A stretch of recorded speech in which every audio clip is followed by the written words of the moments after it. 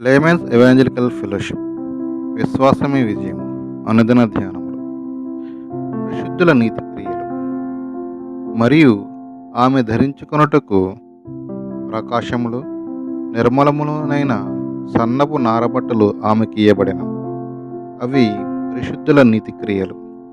ప్రకటన గ్రంథము 19వ అధ్యాయము 8వ వచనం. సన్నపు నారబట్టలు అంటే ఏమిటి? అవి పరిశుద్ధుల నీతి క్రియలు. పెండ్లి కుమారుని సన్నిధిలో అర్హత కలిగియుండుటకు సంఘము అను వధువు నీ నీతి క్రియలను ధరించుకుంటుంది. యేసు ప్రభువును రాజులకు రాజుగాను ప్రభువులకు ప్రభువుగాను చూచి నీవు ఆశ్చర్యపోతావు. నీవు నిజమైన ప్రభువు. యేసును నా దేవునిగా చేసుకున్నట్టులో నేను పొరపడలేదు. అందరూ ఈ లోక ఘనతను ఎన్నుకుంటుండగా నేను అత్యున్నతమైన దానిని ఎన్నుకున్నాను అని నీవు చెప్పే రోజు వస్తుంది. దీనమైన గొప్ప మార్గాన్ని నీవు ఎంచుకున్నావు. విశ్వంలోనే అత్యున్నతమైన వారిని చూచినప్పుడు నీకెంతో సంతోషము కలుగుతుంది.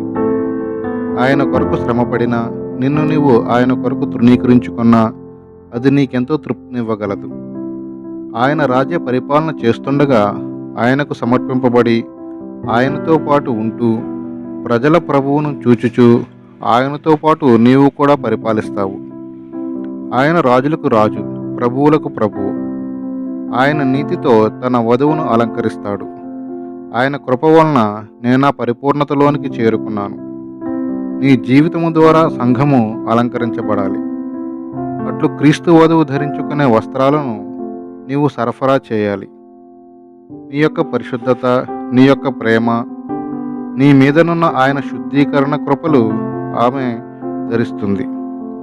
నీవు సంఘాన్ని అలంకరించబోతున్నావు అనే సంగతి మర్చిపోతున్నావు.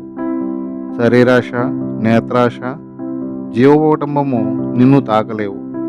ఇవన్నీ లేని ఉన్నత అంతస్తులోనికి నువ్వు చేరుకుంటావు. ఇంతకు ముందైతే వీటితో సతమతమవుతూ వీటిని జయించలేను అనుకున్నావు. చాలామంది క్రైస్తవులు ఈ విధంగానే నిరుత్సాహపడతారు.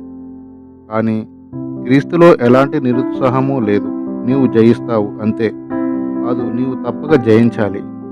అదే పునరుద్ధాన శక్తి. నీ ప్రభువు విజయాన్ని సాధించాడు. సర్వాధికారము నాకు ఇవ్వబడినది అని యేసు చెప్పెను. అది నీకిస్తాడు. దేవుని ప్రేమతోనూ దేవుని నీతితోనూ నింపబడము. అప్పుడు నీ నీతి క్రియలు తెల్లని సన్నపు నారబట్టలు. జీవితంలో అనేక పోరాటములున్నను ఆత్మీయ పోరాటం ఉండుట మంచిది. అపజయము కలుగుచున్నట్లు అనిపించినప్పుడల్లా నీవు జయిస్తావు. దానియేలు గారు.